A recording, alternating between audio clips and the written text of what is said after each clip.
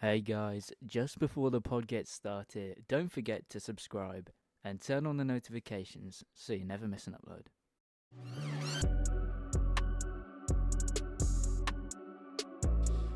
Hello and welcome back to the Yellow Squared podcast. My name is Ned and there's no James this week on the pod. He's been scared off by the prospect of coming second on Guess the Player, I can only assume.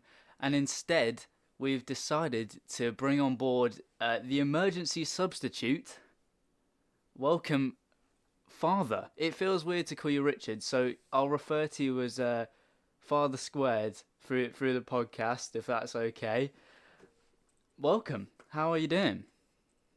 Thanks very much for inviting me, and I'm doing fine, thank you. Slightly nervous, but I hope that I can muster up a decent performance, much like Watford in the middle of the game yesterday, and act as a suitable substitute for James. Well, I sure hope so. Now, we tend to watch a lot of Watford together, don't we? On a Saturday afternoon, it's become a thing that we do quite frequently, isn't it? We sit down and watch Watford together. So you've seen quite a lot of the season with me. You don't tend to watch many of the midweek games, um, but we'll start with Sunderland yesterday. Any just initial thoughts? How did you feel? How did you feel we played? Excuse me. Well, I thought we started the game brightly. We looked to move the ball forwards quickly, and we looked to push the ball down the channels, particularly to Ken Stemmer. Mm. And then it was almost like a button was pressed, and then we reverted to type around about the 15-minute mark, and then started shuffling the ball again along the back three or the back four, depending on who was playing there. And we sort of went into our shell again for a bit. And it took a lot of effort to shift out of that mindset again, which is something that's been referred to by uh, people on Hive Live and even the new manager about a mindset and a shift of the mindset that seems quite hard to change at times. Yeah, it is a difficult one, isn't it? We tend to refer to a type of passing the ball around the back and struggling to get forward, particularly when teams come to the Vic and don't try and attack us.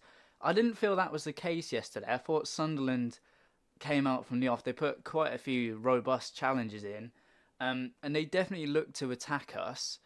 It just seemed like we started brightly and then sort of the switch flipped in us and we began to move the ball around the back, which is unbelievably slow, and we tend to end up with no end product. And that was the theme of the first half, really. There was a lot of giving the ball away in cheap areas, conceding easy chances, and I think with a competent striker, Sunderland could have been maybe 2-0 up Yes. come the end of the first half. Now, Jack Greaves came on.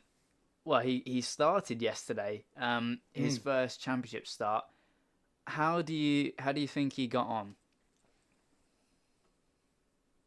It's very difficult to really give any impression of his ability or his impact because for large chunks of the game, I think at times I would ask you, is he still on? And it was often by the colour of his blue boots that we were able to identify him on the pitch. Mm. I wasn't sure where he was playing. Often when we were out of possession, he seemed to be playing at right back, and then when we were in possession, he seemed to be playing a right wing back position, but very wide on the right hand touchline in the first half, which he didn't play the second half.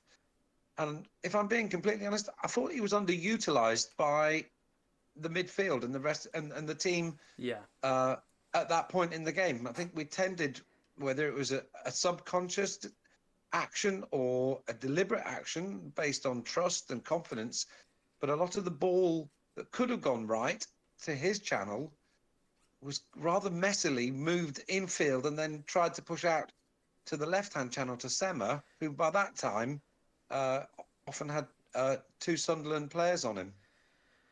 Yeah, we said that yesterday while watching. It almost seemed like at times they were avoiding giving the ball to him. I know they can't have been doing that because that would be absolutely ridiculous at championship level. Hmm. But it's such a hard one for him, and I'm not sure. I said this yesterday. I'm not sure Cleverley got it right, starting him from the off. He's been around the match squad now for a good number of weeks, and I feel like the opportunity for him to come off the bench a few times has arisen, and starting him from the off when he hasn't really had any championship minutes before wasn't the most intelligent thing to do. I appreciate, he's had 8 games in professional football management, and he's of course he's going to make mistakes, but I personally don't think thrusting him in and then taking him off at half time will do him any good, for his confidence, and it's so No, it's sort of difficult. an unusual one because Yeah. only last week he was saying before last weekend's game that he wasn't going to give any cheap debuts away to players because it was the end of the season. Mm. So whilst it was a nice sight to see the name Greaves on the starting lineup, uh, forgive me for not being fully over these things. I don't believe that his natural position is wide on the right of the midfield. But Ned, is that correct, or is that where he normally plays? No, I think he tends to play more centrally, perhaps sitting just in front of two holding midfielders or just Hmm. in the middle of the park. We saw him make his debut last season, in the FA Cup third round away at Reading, and he Oh, came yes, we on did. Yes, and he was a bright spark when he came on. I remember. yeah, Yes, he came on and just basically ran around looking to kick anyone he could. And that's right. That's right. Yes, I remember that now. yeah, Didn't we also debut another lad, Toby? Was it in that Reading game? yes, yeah, he debuted Adeyemo at that game as That's well. Yeah, right. Yeah, there was they a were very, very enthusiastic. yeah, there was a number of debuts that game. Just pulling it back to Greaves. No, I don't Hmm. think right wing back is his natural position. I think again, Cleverley's just trying to monitor the minutes that Andrews is getting, Hmm. maybe giving Greaves a chance. But yeah, I think he got that wrong, and it was telling, wasn't it? He had a few touches. That's about it. Um, Hmm. I hope he can come back from that and shrug it off and be fine. But I think you said it yesterday. His parents would have been consoling him and just getting his confidence back up yesterday evening because he looked pretty miserable on the bench, just Yes, as the I, I, second I half think if started. as a parent of of two boys who played a lot of sport at good levels of football and rugby, I can I could see the conversations happening in the Greaves household last night around uh, his confidence and his belief and his self belief. I'm Mm. sure Tom Cleverley is a young enough manager to be able to appreciate and remember his debut quite Yes. well. Yeah. So I would imagine, and I'm sure if it didn't happen yesterday, it will be happening very soon. I'm sure that Tom will be having some very positive words of encouragement, probably in a one-to-one scenario with somebody like Jack Greaves, because the weight of expectation from him making his debut would have been high. He Mm. would have wanted to get an early touch. He would have wanted probably to have had an experienced player alongside him through that first half, Mm. in his ear, shaping, telling him where to go, telling him, guiding him. I think stuck out on that right wing, he was very isolated, Yeah. and perhaps he had a bit more time to think about things than you would like. I think when you're making your debut or when you're early on in any role in life, you want to be in the thick of it as quickly as possible so that you feel that you're there on merit. And maybe he was spent a lot of time on that right wing on his own, and he could hear the crowd, and perhaps he couldn't hear what people like Kone and Kayembe, I hope I've pronounced that right, Ned, Yeah.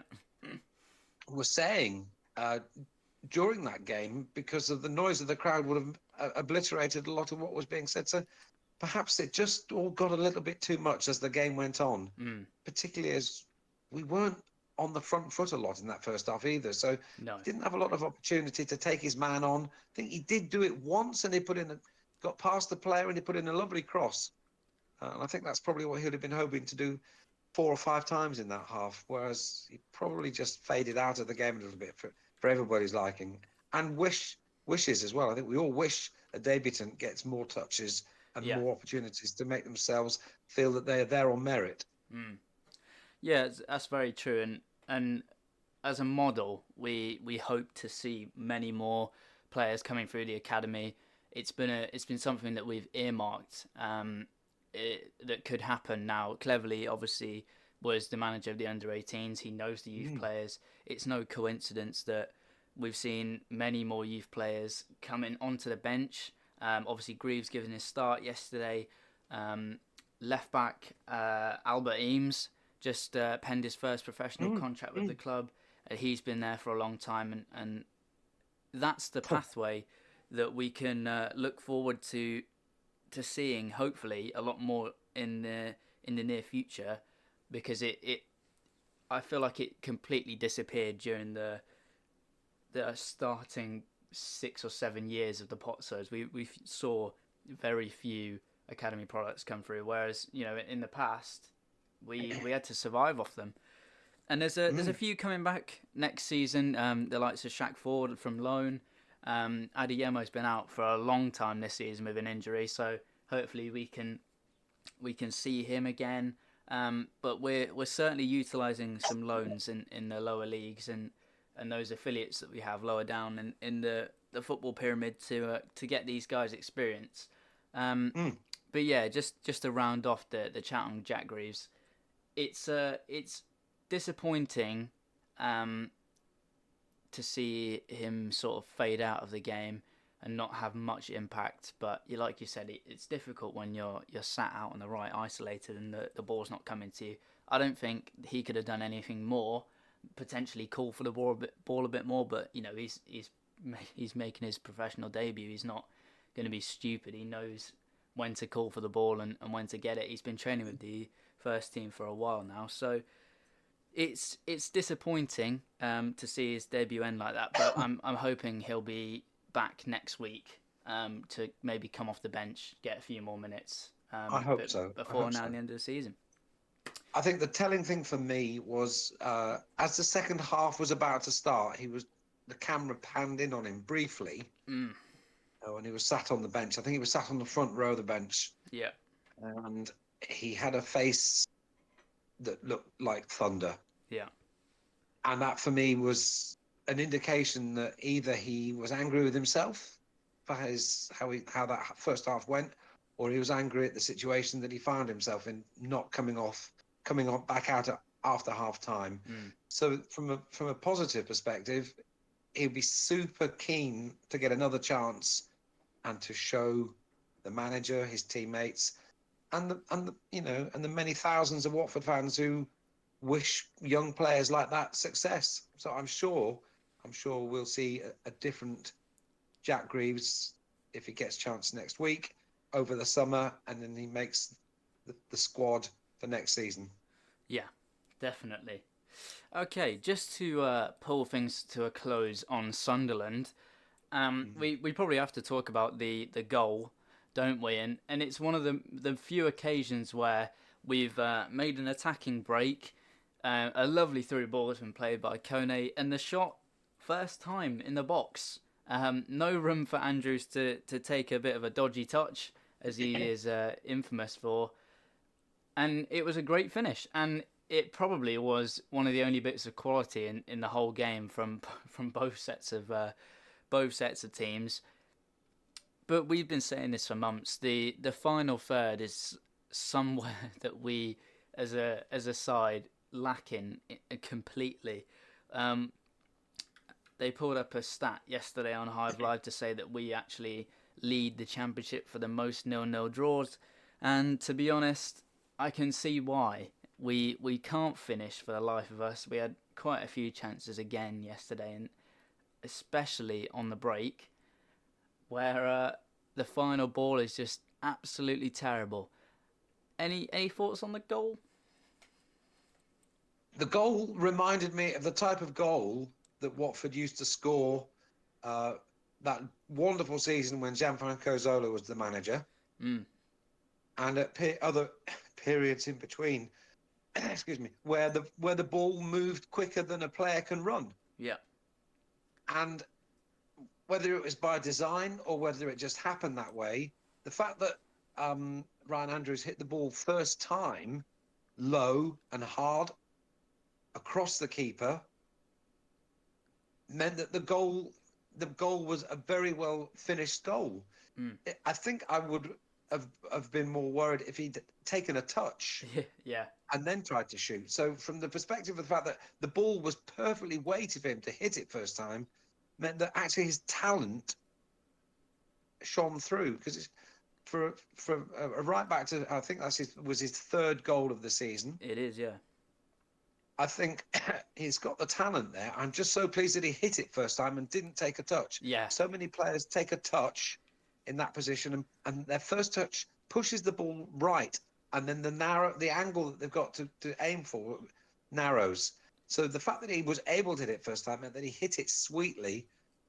And the keeper, I never didn't really fancy him during that game, their keeper, but he hit it to the keeper's hardest place for a goalkeeper of his size and stature to get to, which was low to his left-hand side. So it was a very, very good finish, which followed up a very good through ball from Kone. One of the best bits of quality from Kone in the match. Mm. Yeah, and nothing particularly else happened really after that one bit of quality. We had a few breaks here and there, but again, it's that old thing of the final ball being so unbelievably poor over and over again. Um, so I think that draws Sunderland to a close. Now, after the match, the end of season awards were given out. I'm sure everyone listening to this knows that Yasser Asprilla won the Young Player of the Season award, and Wesley Hoot won the Goal of the Season, as well as the Graham Taylor Player of the Season. First of all, Father Squared, Mm. do you agree with those picks? And secondly, if you don't, or who else stood out to you this season who could have been in contention for Young Player of the Season or Player of the Season? Okay, well, let's deal with the Young Player of the Season first. I 100% agree with the decision to award that trophy to Yasser Asprilla. He has been the standout young player of the season. He was probably, for me, borderline player of the season. Yeah, I don't think it's far off, is it? He's I definitely think so. stood out for a lot of the season as one of the best players. So I totally agree with that. I can't actually think of another young player who would have challenged Asprilla for that position, I'm afraid. I think you could And I look at and again, sorry. I think you could look at players like Andrews having his first breakout season. Yes. Potentially, you could throw in Kone, who's probably just at the peak 19, 20, 21 years old when you're looking at young player of the season. But no, I mean, you could probably add Jake Livermore in there because he is going to run forever, and he is eternally young. But yeah, I don't think anyone comes close to Yasser. Yes, Ryan Andrews has had a good season in his first full season, but no, I don't think anyone else could have been given that trophy. I also I also think that, and I haven't seen if there's an order of goal of the season, first, second, third, or whatever. Hmm. But I think Yasser Asprilla's goal away at Norwich might have been quite high up in the list of pushing. Yeah, I mean, obviously Wesley Hoot's goal at Hull was the standout goal for me, probably for the championship, actually, for its yeah. audacity and its execution. It was quality, and Hmm. if that had been in the Premier League, say an Arsenal or a Chelsea scoring that goal against another big Premier League team, Yeah. it would have had a lot more coverage. The Championship obviously doesn't get the coverage, but it was that good a goal that there was nothing else that anybody, either individually or as a team goal, could have done to rival that. But I think Asprilla's finish at Norwich was sensational. Yeah. I think looking at it technically, Asprilla's goal is incredible, and he's scored another incredible goal away at Norwich. And there's been some other really fabulous goals this season. I'm thinking Tom Ince at home to West Brom with that lovely curling finish. Oh, You've yes. got Livermore's first goal away at QPR. Then you could have had so, any one of Well, Kayembe or Coney's finish Kone's away at goals. Plymouth. Yeah, any one of Kayembe or Kone's goals because they only Oh, score yes. belters. Yes. But yeah, I agree with you. I think Hoot's goal, just for the sheer audacity to lob a keeper who is not really that far off his line. I don't think the keeper covers himself in glory because he's not expecting anyone to just tackle someone and instinctively shoot. No. But yeah, for the Interestingly enough, Ned, occasion, yeah. you remember Ismail Sarr's goal away at West Brom early in the season before? Yeah. Did that win goal of the season? It actually won goal of the season for the whole championship as well as our goal of the There you season. go. Yeah, yeah. And Kayembe nearly repeated He Hoot's did, feat away at Ipswich. yeah. Literally the final second he goes to clear it and he almost caught out the Ipswich goalkeeper. And That would have that's been an interesting, isn't incredible it? goal. And it's interesting because after 9 months and a bit of football, the things that we're remembering and talking about are the things that excite you as a fan. Hmm. And that's why you remember them, because they were exciting, because they got you up off your seat. It takes a lot to get us people who are watching a game of football at home off your chair, doesn't it? Yeah, But they did. Those yeah. moments did. And I think that's why we Wesley Hoot's remember them and goal. talk about them. Wesley Hoot's goal against Hull could only be described as limbs in the bedroom, and Yes. Yes. that's a difficult thing to achieve when there are only two of you sat watching Yeah. sat watching the screen. But yeah, completely deserved. As far as player of the season goes, I think Yeah. personally I completely agree. I think Hoot's been a standout the whole season. My opinions on him are of the highest order. I think he's one of the best centre backs in the Championship. He's come on to become club captain and lead the side really well. He's got a wand of a left foot as shown in that spectacular goal away at Hull. But for all those diagonal switch balls out to the right hand side, and just the calmness, other than the own goal away at Coventry, which is absolutely comical, I think. Yeah, the I think decision for him on is 100% those own player of the goals season. that you've mentioned. I place no responsibility for either of the comical own goals that we've seen this season on the outfield players. No, that's very None true whatsoever. actually. Yeah. Do you agree with the decision to make Hoop player of the season, or are you I looking do. at anyone else? No, Any? well, I have another name in mind that I'll cover in a second, but I think his experience, his maturity, his leadership Mm, on the pitch, and his probably he probably represented most of what we as fans want to see from our beloved Watford Football Club mm, when they're playing matches. I think his intensity matched what we as fans feel when we're watching games.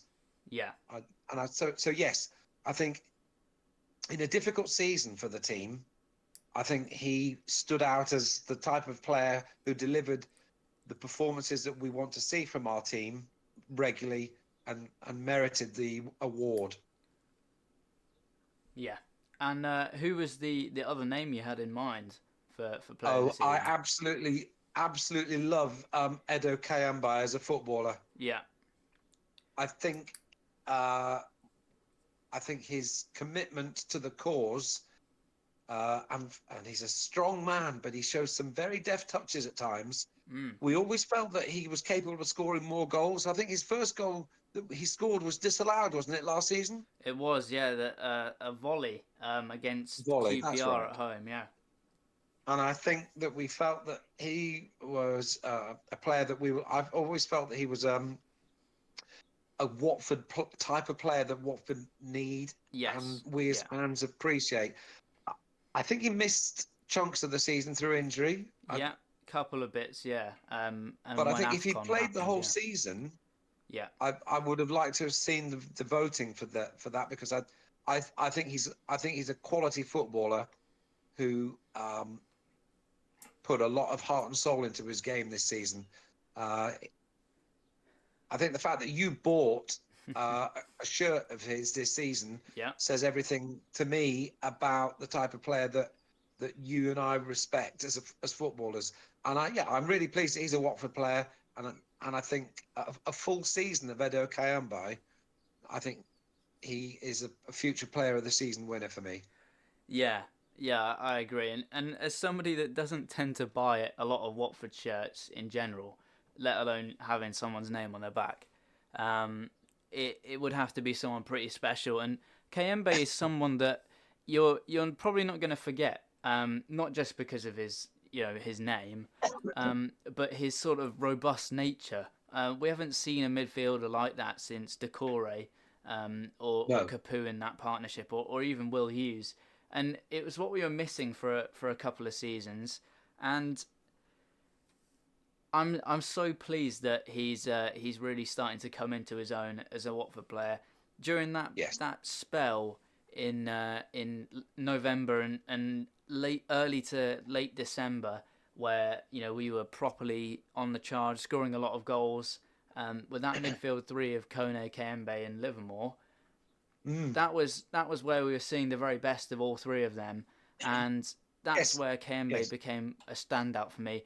I think since the injury and missing out on AFCON, yes. his season has taken a little bit of a dip, but he's still putting in challenges, carrying the ball.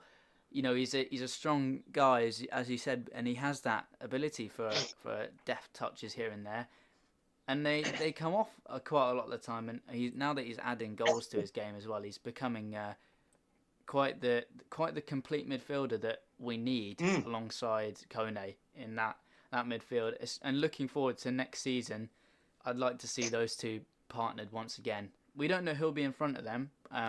Likelihood being that Aspria leaves, but I would 100% like to see that partnership starting again.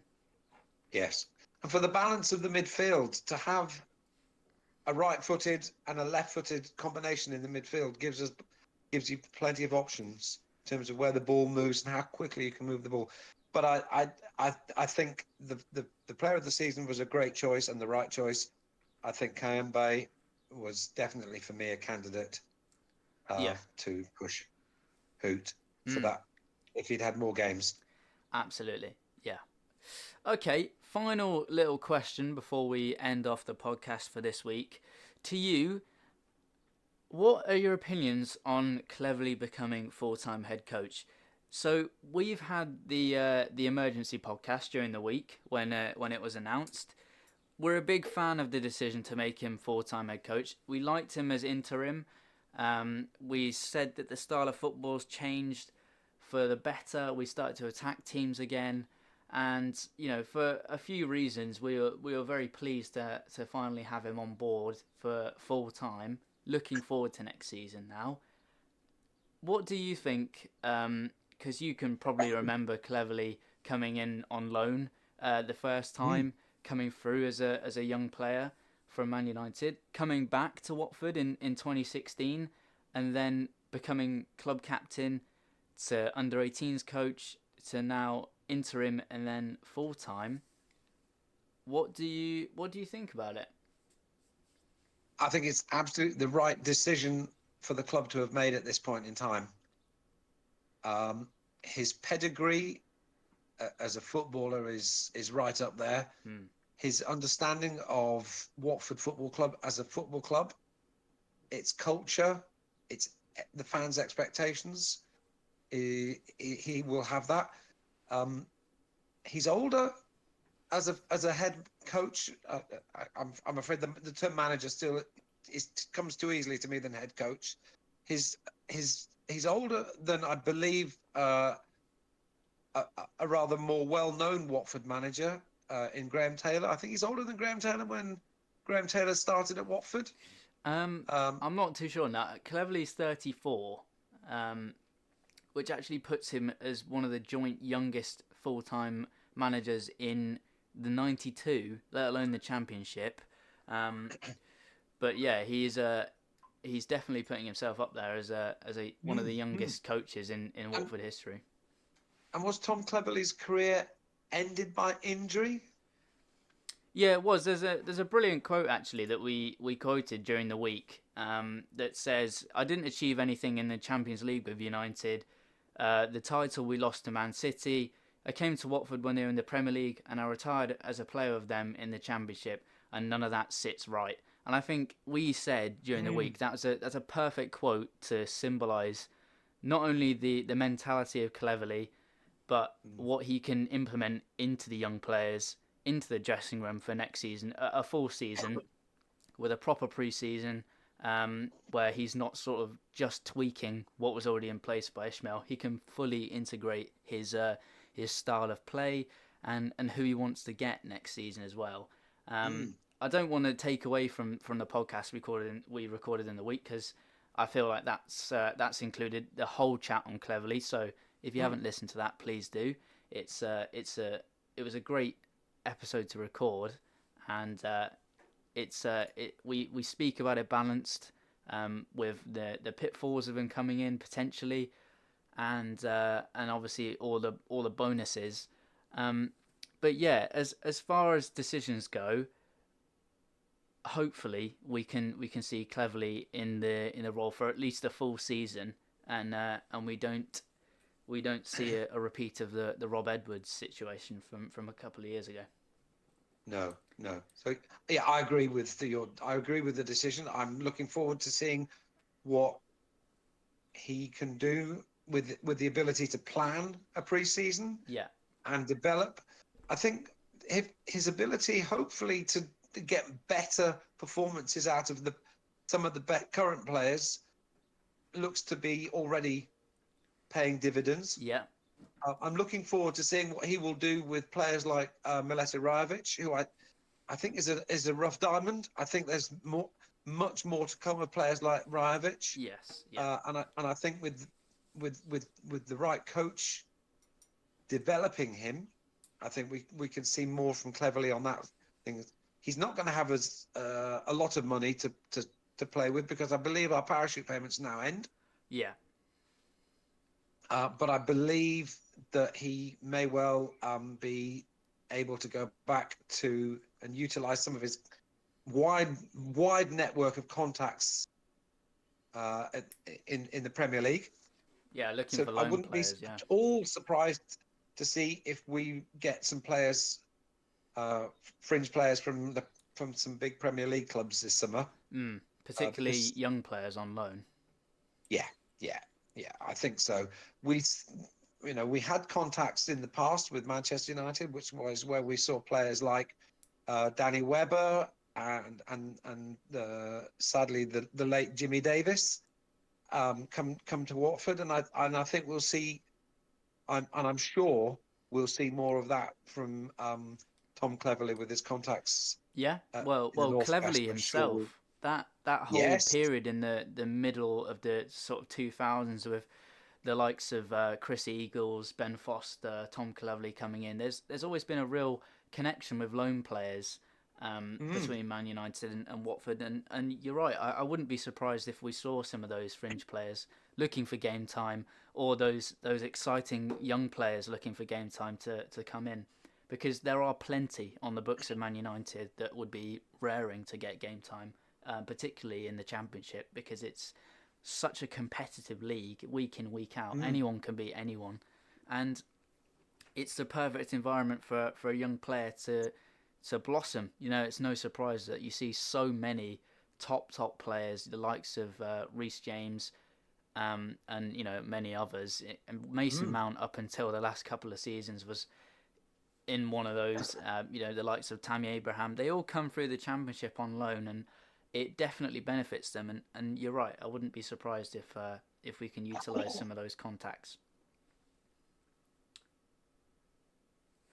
Okay then, I think that is just about everything for this week. I would like to thank you for coming on to the podcast. I hope you enjoyed recording today. And yeah, you more than did your job as an emergency substitute. So well done, and thank you for coming on. Thanks for having me. Perfect. Okay then, guys. Thank you very much for listening, and we'll be back next week following the end of the season, and then we've got plenty more in store up until our summer break.